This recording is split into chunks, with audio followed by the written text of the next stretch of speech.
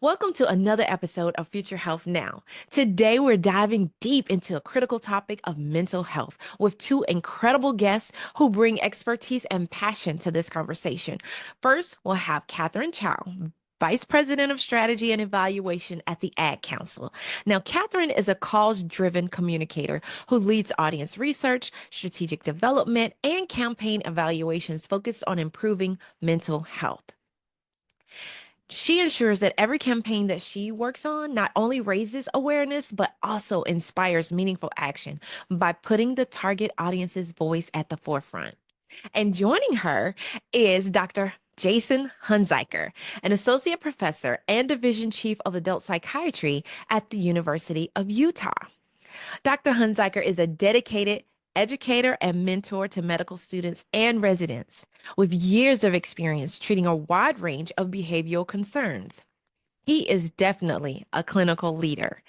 And together, both of them will help us to explore how we can better understand and address mental health challenges in our communities and beyond. So get ready to be enlightened by this conversation. It is definitely going to inspire you and inform you. Let's jump right in.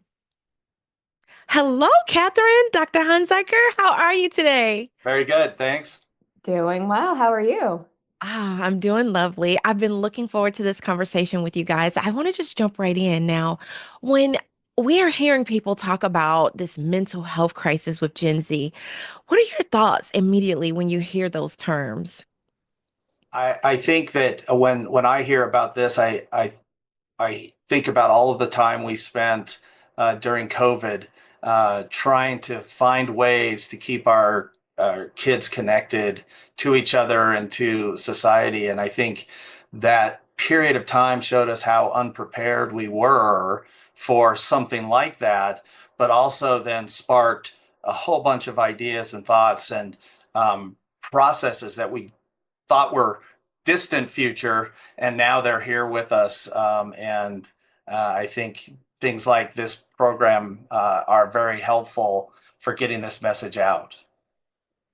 Yeah, I think what Dr. Hunziker said, definitely agree with it. We were seeing higher rates of mental health conditions among this audience even before the pandemic. And the pandemic really exacerbated the challenges that people were going through. And so it's something that, we at the Ad Council and in partnership with the Mental Health Institute, we knew we needed to do something about it, right? And how do we help support kids, teens, young adults, really everyone needs help and support with their mental health. I think one of the really wonderful things to see, though, as a result of the pandemic is really a much more openness around speaking about mental health. So there are some of those silver linings that we continue to see. People are being more open about talking about their struggles, right? And you can struggle without having a mental health condition. We all have these challenges. And so it's been really wonderful to see those things, but certainly there's a lot of continued support that we need to give to our different audiences. Yes, absolutely. Being that I grew up with several adverse childhood experiences, I actually pursued counseling and therapy early on as a young adult just to kind of get through some of those traumas and to kind of get past them and have had some success, great success actually. And as a mom of Zoomers who are like going through right now, especially having experienced the pandemic, that has been something that was top of mind. What in the world are they going through? And so I've done so much research and trying to understand like some of the things and ways that they suffer. And I just don't think people really understand some of the ways that they suffer and their responses to it. We always think about suicide, and yes, there's a lot of stigma around all of the mental health issues and concerns, but it doesn't necessarily mean that they're like psychotic or crazy, but they just might develop habits such as like cutting themselves or other things that are self-harming. Can you talk a little bit about that? Absolutely. I would agree. I think that just because they are doing something does not mean that they are crazy, I guess is the term that you used. We tend not to use that term much in psychiatry because I think that we all have things that we do when we get stressed. And Sometimes we choose things that aren't as healthy for us, and other times we do things that are more healthy for us. And in this population, we see that without conversation, they're going to choose what makes most sense to them. And what I've enjoyed about this younger generation is they take more opportunities to talk about this. They're bringing this stuff out. When I was a kid, we would never talk about this. Or it would be, just tighten up those bootstraps. You're going to be fine. But they don't do that anymore. I think you look at TikTok and Instagram and Be Real and all of these other places where people are actually sharing their true life experience. And instead of getting punished or laughed at or told that they're crazy, people are supportive and giving good advice and directing people to care and talking about their experiences within the mental health system that are positive so that others will seek that and trying to break down that stigma of mental health. If you go see a psychiatrist, that means that something's clearly wrong, or if you're seeing a therapist, you should be shunned. That's not how it is anymore. I think the younger generation is showing us that it's okay to talk about this, make it normal, and bring it out in the open, and let's take care of it. Yeah, and I think to build on that, first, Siobhan, thank you so much for sharing your own personal experiences. I think we all are touched by mental health challenges in some ways or others, right? And I think what you bring up around understanding the experiences that kids are going through, teens are going through, is really, really important. We need to have that empathy, right? Of being able to build that space where people feel like you're a safe space, that you're going to be able to listen to them, that they're going to feel heard. And I think this is a perfect, going back to your question about what are we doing? What are our campaigns trying to help with is at the Ad Council, we have several different mental health campaigns, and one specifically around supporting parents of middle and high schoolers. And it's really about, how do you make sure that your kid feels heard, right? How do you validate their feelings? How do you make sure that you're listening to them, you're taking them seriously? Um, we know parents are trying to do the best that they can. And sometimes we just all need a little bit more knowledge about how to have those conversations and how to support one's emotional well-being. So we have a website called soundidouttogether.org. We have some new creative, which is really exciting. It'll be out by the time I think this will be public. So the website is all about helping parents and caregivers navigate those conversations and really support their kids' emotional well-being. Yes, I know having conversations with my girls, they're now 16 and 19. They sometimes are like, Mom, can you just listen? Like, we don't really want to hear what you have to say about this right now. And we don't have to turn everything into a lesson. And then there's even a recent trend that's going on right now. And it's like, we listen, we don't judge. And so I think being ingrained into their culture and trying to evolve alongside them really does help me as a parent in trying to make sure that I'm able to be relatable and be supportive when they're going through these types of different, scenarios. Absolutely. And even asking, what is it that you need in this moment, right? Do you need to just vent? Do you want me to help you problem solve? Even just those like slight little changes in the way we ask can make a huge difference. Yes, absolutely. Yeah, I agree with that. I think that often what I tell patients is they need to be able to tell us what they need, and then we can help fill that void if we can. And it's easier for me to know how to help if I'm being told this is what I need. And so sitting back and listening and waiting and then saying, how can I help you with this? I think is super important. And sometimes, like your daughters were saying, it's like, just listen. I don't need you to fix anything. I just want you to listen. Okay, I'll sit here and hold your hand and hear your story, and then we'll figure this out together. Yes. Now, is there something about the profession, from either a clinical perspective or, health comms perspective, which is also where I come from alongside you, Catherine, that we need to kind of get folks thinking about different perspectives or how they are approaching these topics?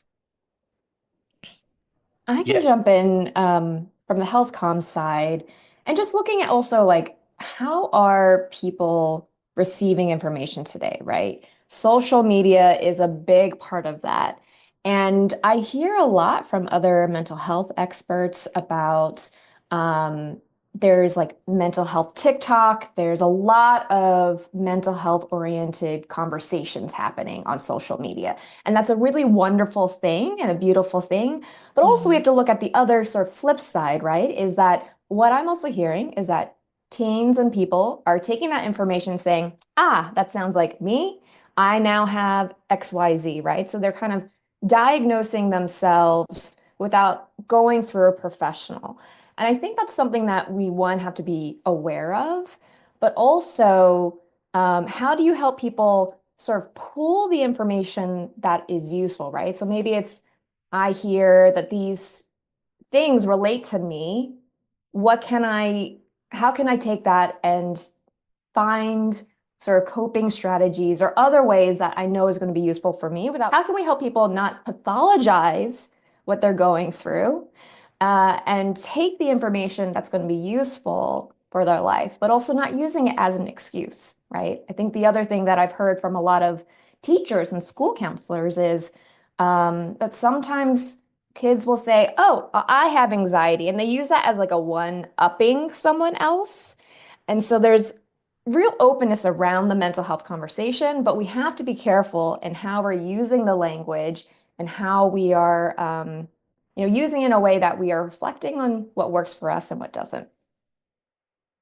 yeah, I agree, Catherine. And I really like what you said about not pathologizing everything, because I think I see that a lot too. Is like, well, I have this, so I must be depressed, or I must have schizophrenia, or I must have bipolar disorder.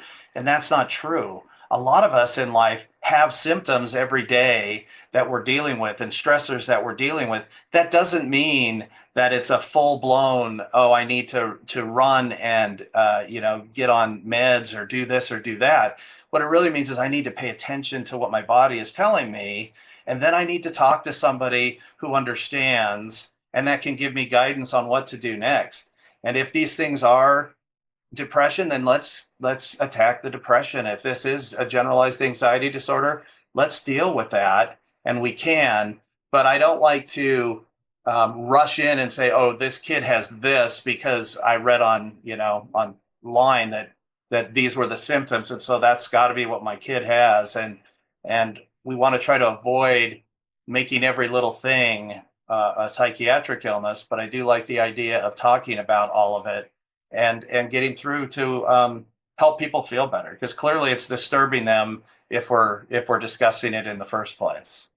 Yes, I love the fact that you said really just being aware and acknowledging your emotions and realizing that these are normal and natural part of everyday living, and then being able to cope and be resilient and understanding, okay, if I'm having some negative thoughts or I'm feeling overwhelmed, it's okay to take a break, step away from the computer, step away from social media, lay down, play a game, do something that's gonna, spark some other ideas and thoughts and give you some relief from whatever that tension is that you're hoarding, right? I think social media and digital age that our kids are involved in right now can be overwhelming. I often sitting with my old folks that I hang out with, and we talk about, when we grew up, this just wasn't a thing for us. We didn't have to deal with all of these other pressures and these things that bombard our kids online all of the time, and lead us to feel less than or somehow that we are different than others because of what we're reading. And so it's nice to have that moment where we can shut that down and then get back to reality and check in with our friends and our family about how things are really going. I Yes, love there's that. yeah, I do too. And there's this popular song out now, and it's an R no, a hip hop song by J. Cole, and he says, "Love yours," and really understanding that your life is not better than someone else's, and somebody else's is not better than yours. So you just have to embrace what you have and where you are, and just love it, and I really, really love that message. It's very powerful. And it makes me think about the Love Your Mind campaign. Can you tell us a little bit more about that? Yeah, love to. So we launched the Love Your Mind campaign last October, along with the Huntsman Mental Health Institute. And it is all about encouraging adults to take proactive care of their mental health. And what we really aim to do with that campaign is first normalize conversations about mental health as well as who struggles, right? And that there's no one type of person that struggles with their mental health. We all have mental health and we have to take care of it. And Mhm. so we try to really make sure that we reframe the conversation around mental health through a more positive lens. One of the things that we heard from a lot of the research we've done is some folks really see mental health through that more negative, reactive lens, right? They might think it's like, okay, I need to only take care, or someone needs to only take care of their mental health if they have a problem. And that's not the case, right? We have to be proactive. The other piece, the other sort of angle of the campaign is helping to build people's knowledge around how do you take care of your mental health, right? And how do you build those habits to have these practices that really support your well-being?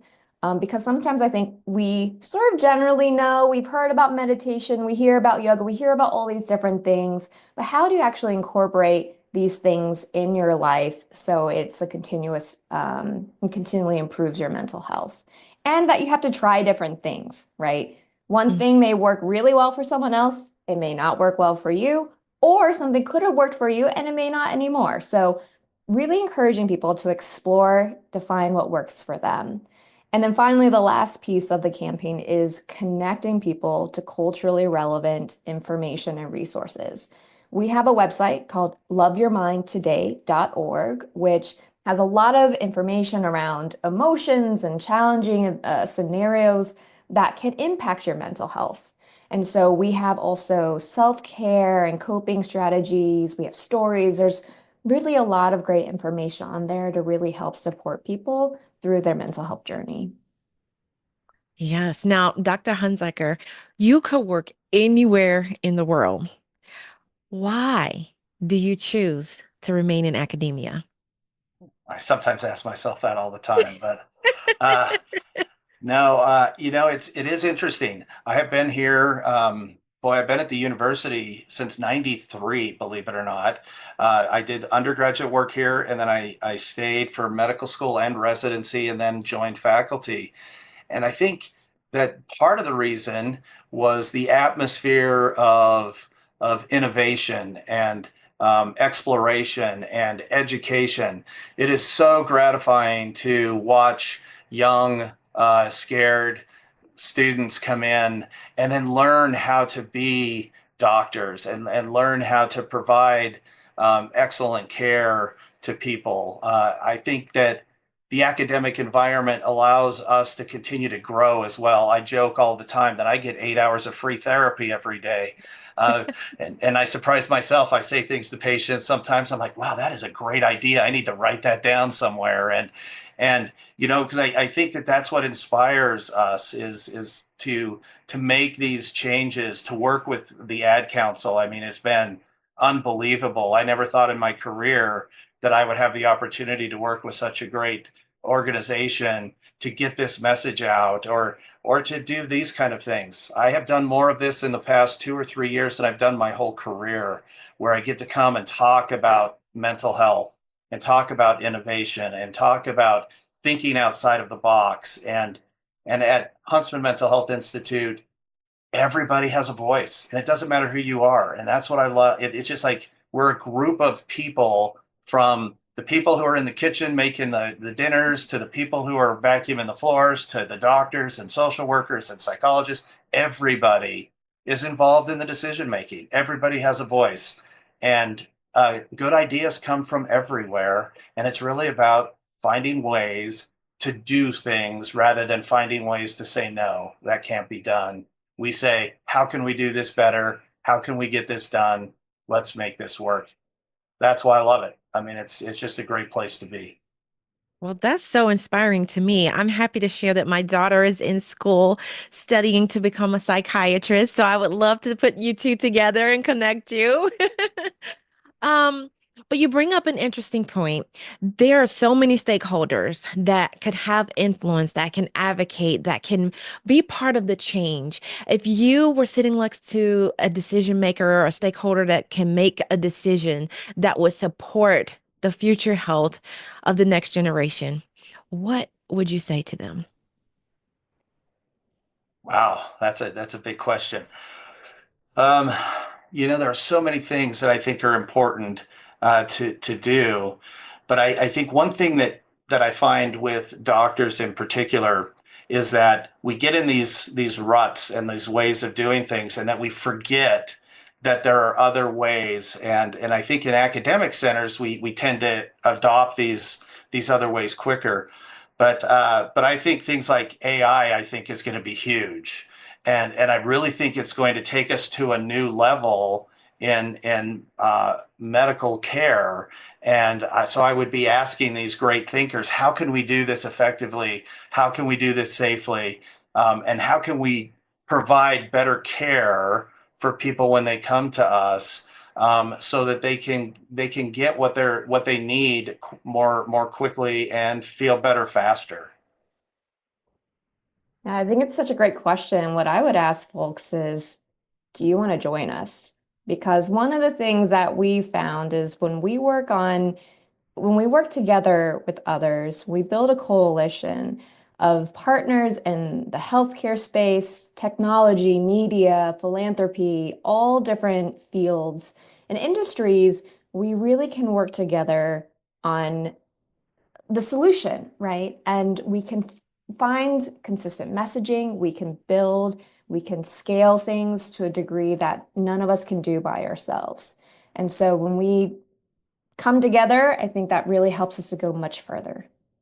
Yes. Now, I just have one last question for you guys. I want to know what's giving you the most hope right now. I would say, touching upon a little bit of what we talked about before, but just how much more open people are around mental health. Really Mhm. gaining that understanding, because I believe that when you are understanding what mental health is, how broad it is, how it affects us, how it affects the loved ones in your life, it helps you to become more receptive to then actually taking care of your mental health, right? Knowing the benefits of doing that. But it also helps people be more receptive to seeking out support when they need it. Because we know a lot of folks really have a hard time doing that, right? For a lot of reasons. And reasons I've heard of, people don't want to be a burden on others.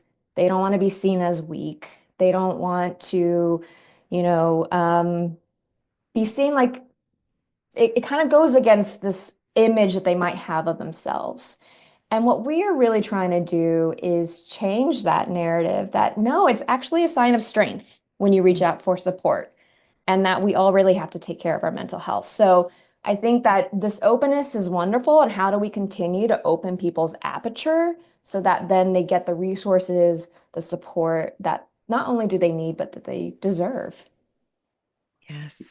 I agree, Catherine. I was going to say something very similar. I think that we, and I've already mentioned this, that just having these conversations, I think, gives me hope. And I think one of the other campaigns that I really enjoy from the Ad Council is the Rituals We Share campaign, where it takes all of these athletes, these young people who are not afraid to get up in front of the world and say, this is what's going on with me right now, and here are some of the things that I do to take care of it. And I think it normalizes that for all of us, because we all have rituals. We all have these things that we do. I mean, you should have seen me before this podcast today, some of the routine I was going through to get ready, get in the right mindset to do what we have to do. And so I like that this generation is just talking about it and putting it out there. And we're trying to tear down these walls that get in the way of getting the care that we need.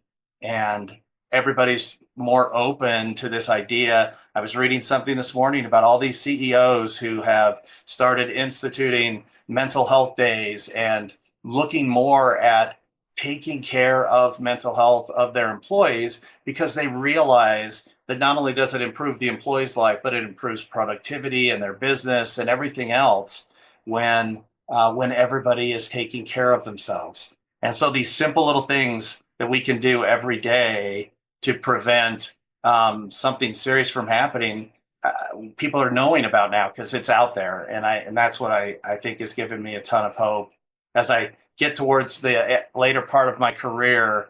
I'm just amazed that this is finally, we're finally getting somewhere, and it's great.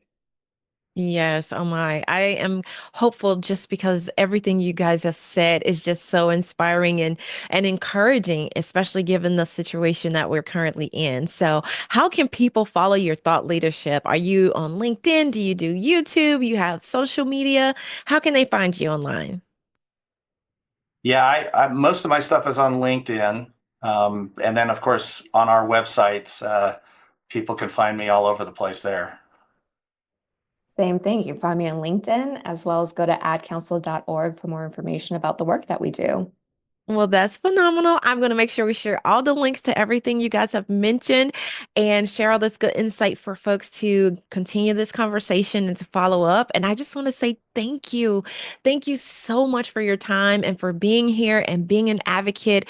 We need you. We appreciate you. And I've enjoyed this conversation.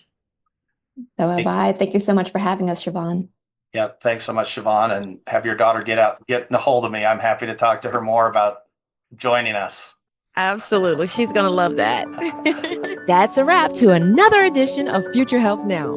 We're incredibly grateful for the opportunity to serve you with this content and want to stay connected. The best way to do this is to sign up for our monthly newsletter at futurehealthnow.com.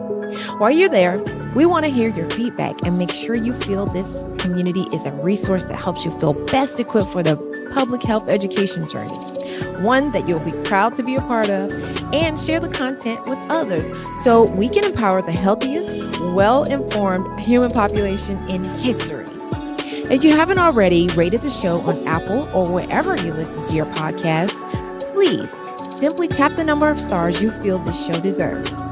This helps to get this content in front of more people and again, gauge how we can continually add more value to this community.